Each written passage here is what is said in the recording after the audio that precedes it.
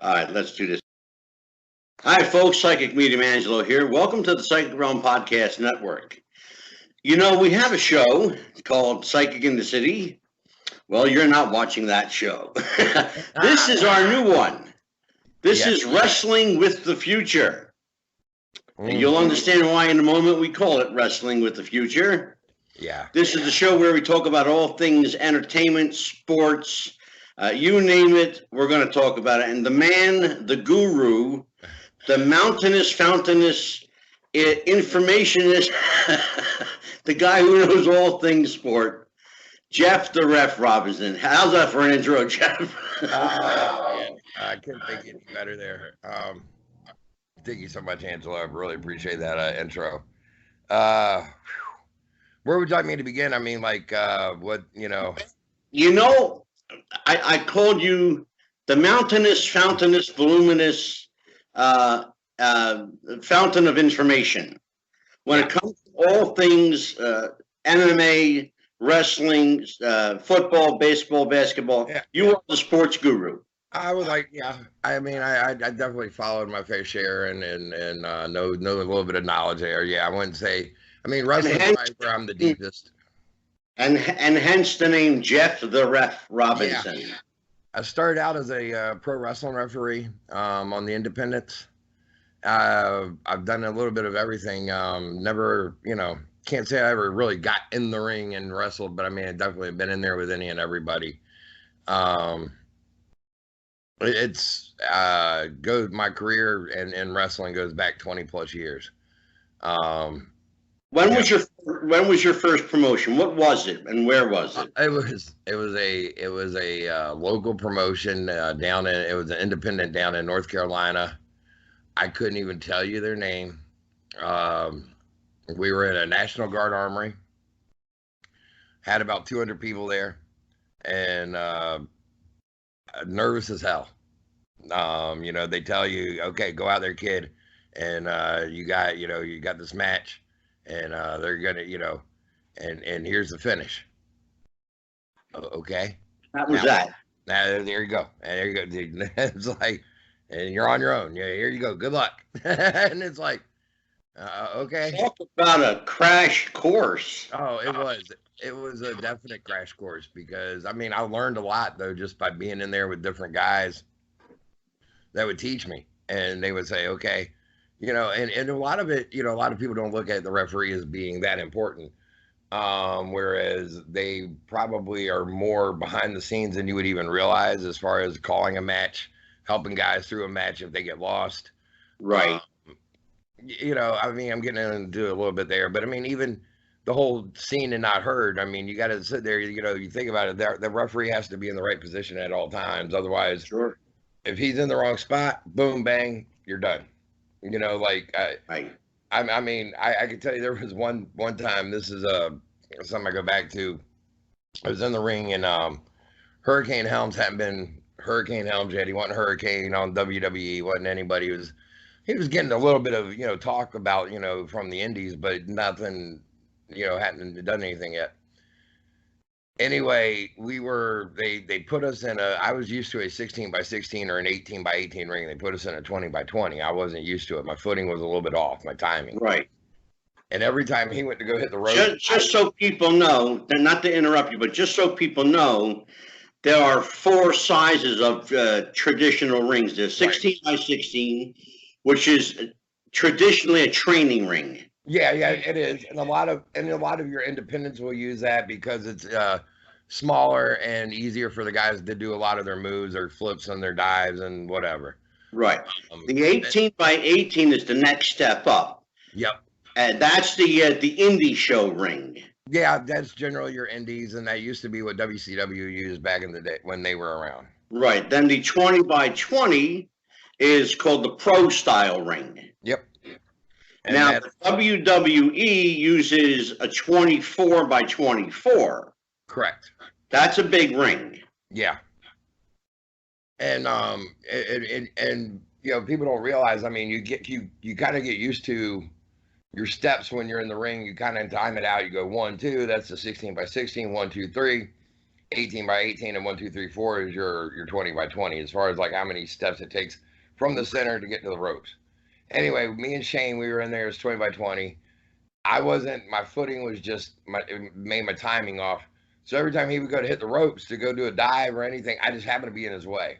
And finally he just turned to me and goes, "Damn it, kid." And I was like, "Sorry, Shane. Off night, man." It was just one of them things that can happen, you know. Sure. And, you never want it to, but you know it's bound to. And yeah, I've had crazy. I mean, from that to Wahoo McDaniel, you know, telling me, "Okay, I'm going to throw a chop at you. Just stand there and take it." Okay, yes, sir, no problem. It'll be an honor. You know. Right. Well, what do you say in that situation? I mean, you don't. Exactly. You sit there and you take it. So, yeah, I would say wrestling is my passion. I love all sports, but wrestling is definitely what my passion is. Now, you and I have had private conversations. Many. Yeah. And your knowledge goes back far beyond your birth date. Yeah. So you studied the history. Oh, I have. I've gone deep into the history and the you know. Said you're a historian. Oh, I would like to consider myself a mild historian of wrestling. Yeah, definitely. Yeah. So I go back. My first live match, giving away my age, my first live match was 1965. All right. I saw Rocky Fitzpatrick, Yeah. who is actually Bob Orton Sr., Cowboy Bob Orton's father. Yep. Randy Orton's granddad. Right?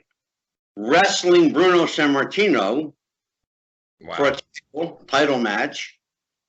On the show that night was Killer Kowalski, Spiros Arion, Captain Lou Albano and Tony Altamori, the Valiant Brothers, and Haystacks Calhoun. Crazy. And that's a house show. Crazy. But your knowledge goes back that far. Oh yeah, definitely. Study. I like to think that it does. I mean, I'm more of a Mid-Atlantic guy, but I definitely am branching out and I'm learning more and more about the other territories that were around back then. And I mean, I do know some WWE history. I was very, very good friends with my good friend of mine, Ivan Koloff. Right. I called him Uncle Ivan. I meant it. Yeah, that was the name that a lot of the boys referred to him, Uncle Ivan. Yeah, if you were in with him, you called him Uncle. Otherwise, you just called him Ivan, and you kind of knew who his inner circle was, and he was. And for don't know Mid-Atlantic, they might if we mentioned the name Jim Crockett. There you go. Jim Crockett Promotions is the old Mid-Atlantic territory. When I say territory, that's what it used to be, folks. It used to actually not all be WWE, and now you got a new one coming up on All Elite. Now, Jeff, tell everybody about the two Jim Crockett's that ran that promotion. Oh, well, you had Jim Crockett Sr., who started out in probably the 1930s, and he started mainly doing ballparks and rec centers and various armories and around that area. And then when he passed away, his son Jim Crockett Jr. took over, and that was in he took over in the 1970s, but they really experienced a wrestling boom by 1985, and they were, I mean, when people considered the NWA, they were actually talking a lot of times with Jim Crockett, because that was who you saw on WTBS, which was based out of Atlanta. Right. Which was the old used to be the old Georgia promotion. Georgia Championship Wrestling. Right. And then in 1984, everything kind of shifted. What happened in 1984? That was when you had the infamous, that they called it, Black Saturday. Now, tell everybody what we're talking about when we say Black Saturday. Black Saturday was when WTBS had, well, basically Jerry Briscoe and his brother, Gerald and Jack Briscoe. I don't know who the other players were. I want to say there may have been one other, but they went and they sold their shares of Georgia Championship Wrestling to Vince McMahon Jr. Vince McMahon Jr. was making a power play at that point in time to pretty much take over the wrestling world.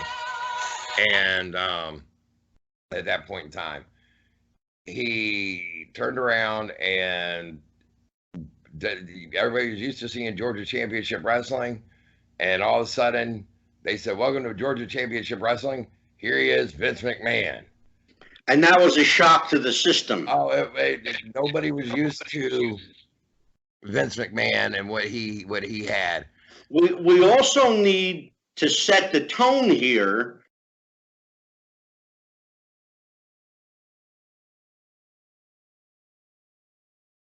Ready? Oh, I disappeared. There I am. There you go. Okay, you're ready. All right. So when last we left off, okay, 4, 3, 2. All right. Well, right after our untimely break, there we are. We're back. Yeah. We were speaking about Black Saturday. Yeah. I was telling basically Georgia Championship. Everybody was used to watching it. 6:05. They tune in, and you got your normal. I can't even think of the guy's name. And he goes, and ladies and gentlemen, here he is, Mr. Vince McMahon. And they said, literally, the phone lines lit up at the TBS down there saying, "Hey, we want our Georgia Championship. We don't want this WWF." Right. And Ted Turner was looking for a way to get them off the air because he said Vince wasn't honoring his end of the deal, which was he was still supposed to produce studio wrestling from down there in the TBS studios. Now, let me interrupt you for just a moment because we need to for people that are maybe too young to have lived through that time, fans today, we need the landscape explained to us. Georgia Championship Wrestling was a Southern-based company. Yep.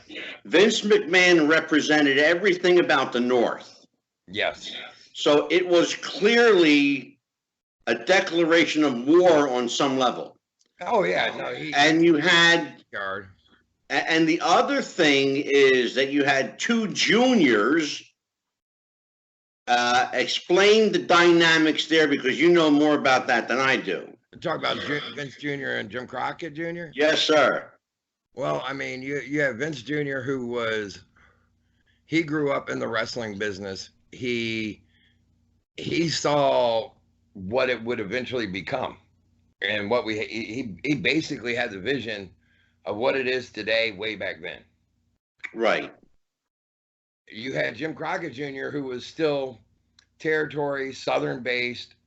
You stay out of my area and I'll stay out of yours. You don't promote my area and I won't promote in yours. And Vince Jr. said, bunk all that. Why do I got to acknowledge those territory lines? Right. And then you also had, okay, so the Black Saturday goes down real quick. This is what ended up happening. They said, fine, we'll give you championship wrestling from Georgia. We'll put it on TBS. We'll put it on at 8:05 in the morning on Sundays. That was their counter, kind of. Sure. You had Jim Crockett Jr., who said, I want to get on major, TBS cable TV. Right. He made the pitch to Turner. Ted Turner said, look, if you can get Vince McMahon off, I will give you that time slot. He went to Junior. He said, Vince Jr., he said, what's it going to take for you to, leave? And he said, give me $1 million. Jim Crockett Jr. basically stroked a check, $1 million. Now, here's what people don't also know. A little bit more background here. Okay. That's what I want. I want the juicy stuff. Vince Jr. takes that $1 million check, pretty much funds WrestleMania 1 with it. Right. So I knew where you were going. In essence, Jim Crockett Jr. paid for WrestleMania 1, which helped bury him even further in a lot of people's eyes. Yeah. Because Vince Jr. went and he said, I'm going to run WrestleMania 1. I'm going to put it in New York City. I'm going to put it in the hub of what WWF is in Madison Square Garden. And he made it to where LA wanted to be a part of it, along with the New York people. So you had celebrities wanting to be a part of this wrestling event that nobody had heard of. Keep in mind, if you're to go and look through, if you're to look it up, and you knew your basic, which you would from being up that way, but your basic house show cards were, you had, middle of the line matches, and then you would have your world title match or, whatever. WrestleMania 1, other than Hogan and Mr. T teaming up against Piper and Orndorff, was nothing more than a house show. It's interesting because I watched an interview today with Tito Santana. Now, keep in mind, at the time of WrestleMania 1, and I just found this out today. Again, I don't follow it like you do, but I found out something interesting. Tito Santana, at the time of WrestleMania 1, was smack dab in the middle of a countrywide feud with Greg the Hammer Valentine. That's absolutely right. Why then, my question to you, why then did Tito Santana open the show with Playboy Buddy Rose? Playboy Buddy Rose was also under a hood, going by the name of the Executioner. Correct. Not that that really matters, but that's just a little bit more, part of history. I think it was because it was a house show that they were setting up. It was nothing. It wasn't meant to be. Everything was actually geared towards the main event, which was Hogan and Mr. T and Orndorff and Piper.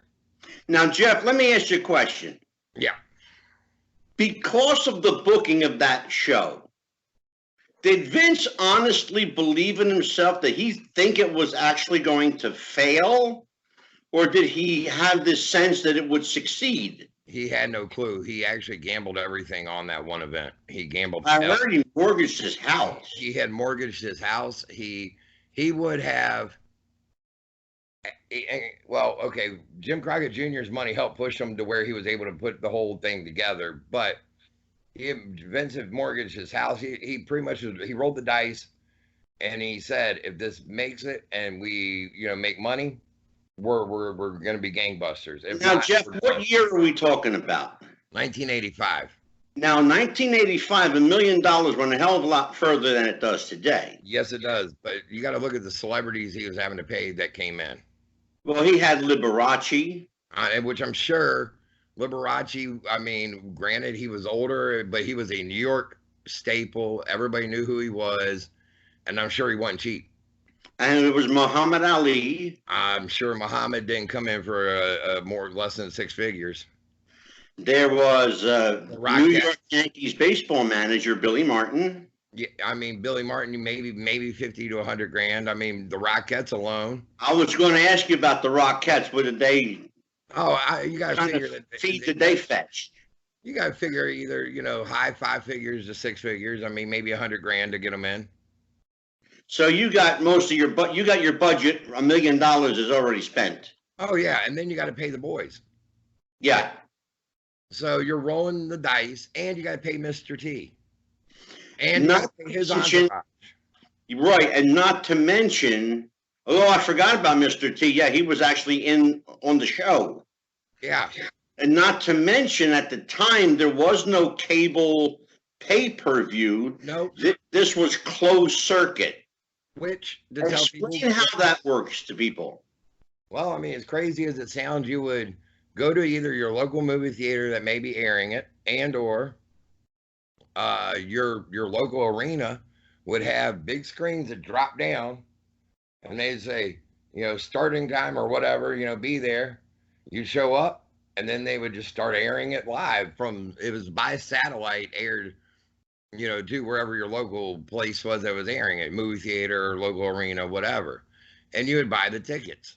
I mean, I can remember watching Starcade, which was the NWA, Jim Crockett's big deal, and watching that on the big screen and going there to the local arena. And it's crazy is to watch these screens just drop down. Everybody's there like they're watching the matches, but. Right. So now, Black Saturday turns into this. McMahon gets his $1 million. Right. He goes away. Ted Turner now buys a company that he renames from Georgia Championship Wrestling to World Championship Wrestling. And he didn't buy that actually until 1988. And he bought that from Jim Crockett Jr. Okay, so what happens between 85 and 88? What's the timeline? Well, Jim Crockett Jr. was just plugging away, and he was on TBS, and World Championship Wrestling was actually what they just called the Saturday night show, the 605 Saturday night show. Which they would use that to more or less promote your house shows, to promote your your angles, your big angles, or to somebody may get taken out for a time period. And a lot of times whenever that happened, it was because they were getting ready to go on tour to Japan, right? Or wherever. Now, Jeff, was that still part of the National Wrestling Alliance? Yes. Jim Crockett explain that dynamic. Well, the National Wrestling Alliance was all the other territory promotions that were not owned by Vince McMahon or Vern Gagne, who had the AWA. And it consisted of the various territories. They had, their heads of the territory, which you had Florida, which was owned by Eddie Graham. And then when Eddie Graham passed away, he went to his son, Mike.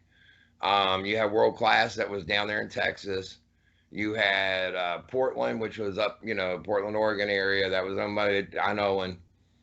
You still had the Maivias down in Hawaii, who were still a part of the NWA Alliance, even though they weren't really promoting, but they still allowed her to, have a vote and whatnot. And for history's sake, tell people who the Maivias are and how they are relevant today.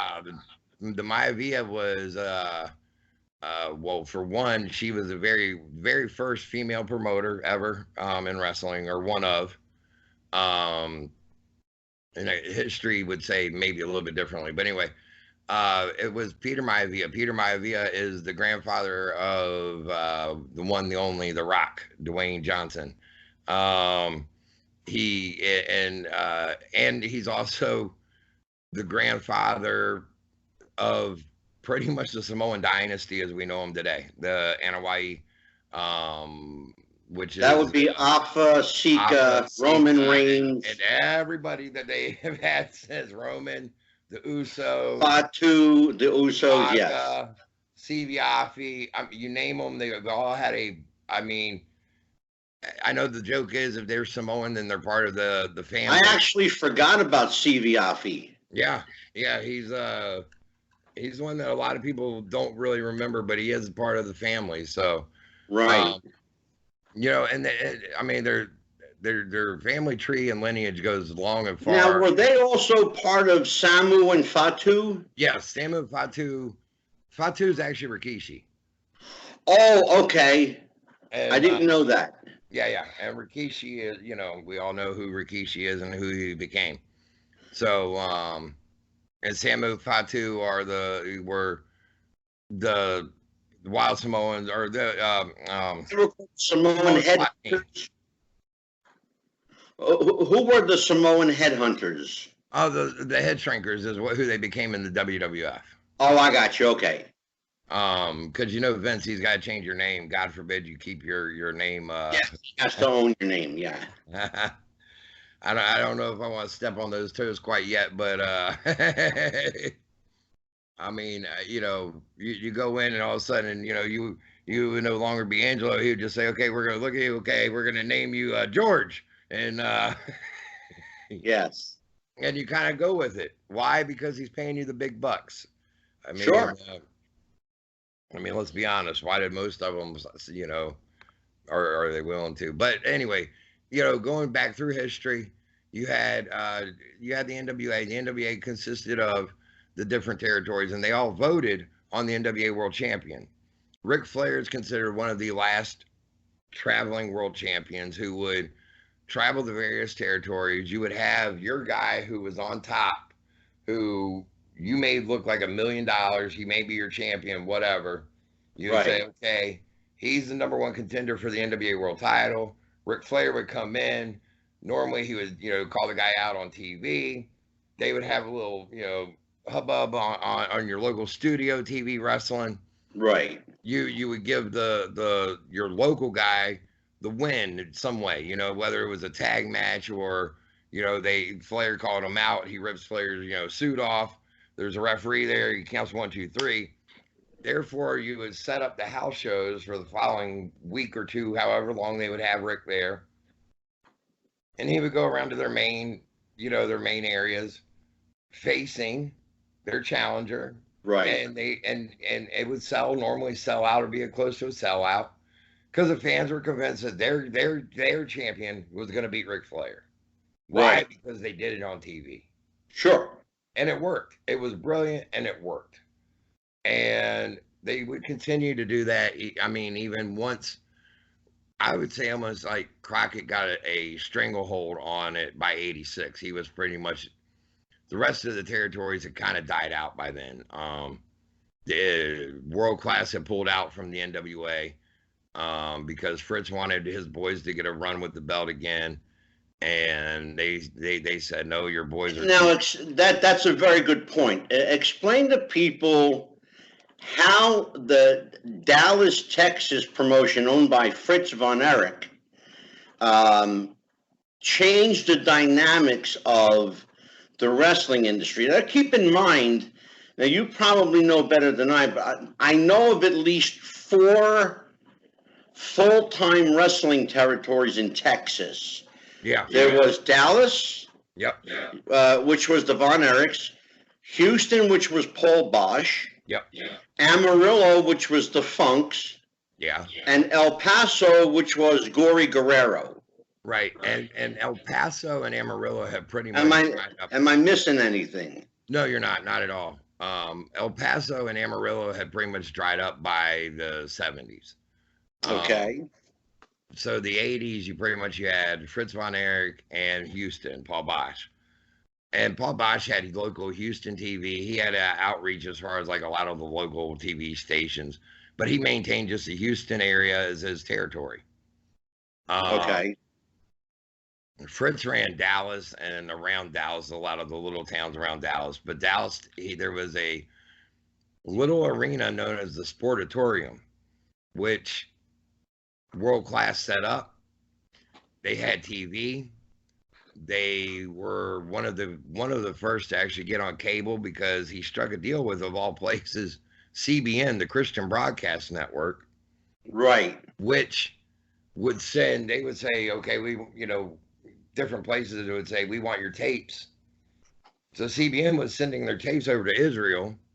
Next thing you know is World Class is a hot item over in Israel, and the Von Erichs are gods still to this day. It's strange, isn't it? It is. Kevin and his boys went there for a tour, and they treated them like they were royalty. And as crazy as that sounds, I mean, you're talking 30 plus years later, and they're still looked at as these figures. Now, real quick, sidebar, funny story, good story, something about me. I'm ready for it. I want to say it was 87, 88. Kerry had just come back from his motorcycle accident, which very few people at the time knew that he actually was wrestling without a foot and wrestling with a prosthetic. Explain how that came about. He was in a very, very severe motorcycle accident. He was coming around the corner. He hit a car, or a car hit him. He was thrown, and it was severely, I mean, his ankle was pretty much crushed.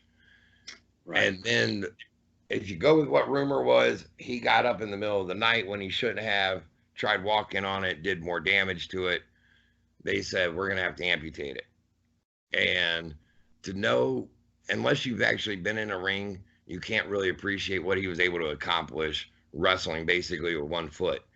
I encourage people watching this to go onto YouTube and just search the name Kerry Von Erich. Yep. And when you watch him, keep in mind that this man is wrestling basically with a prosthetic foot. I believe his right foot. I would say look up anything after 1988 and see what he was able to do.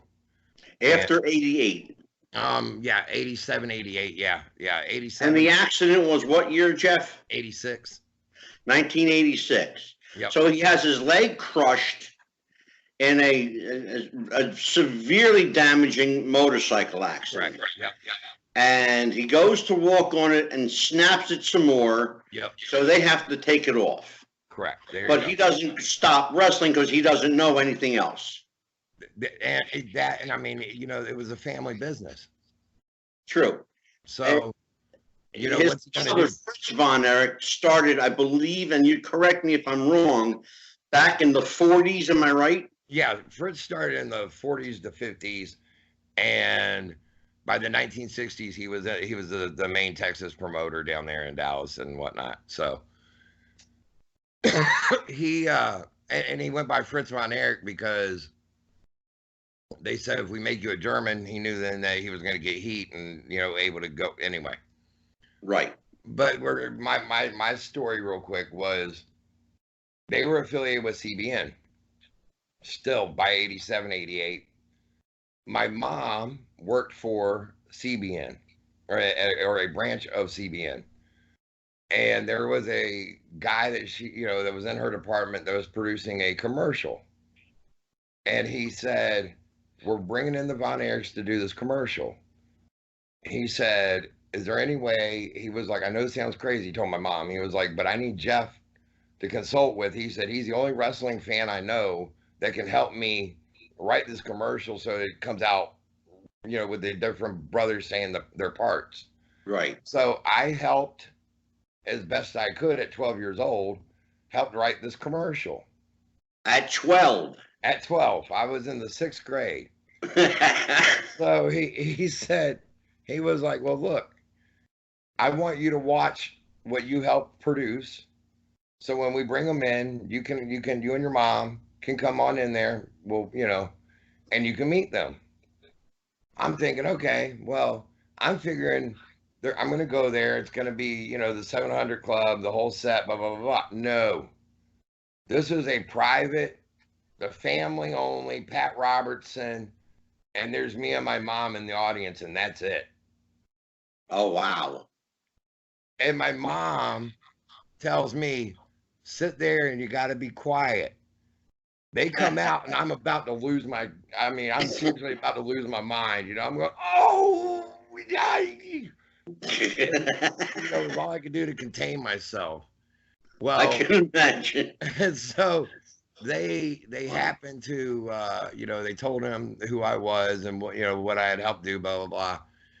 The whole family comes over. I had magazines for them to sign, a couple other things.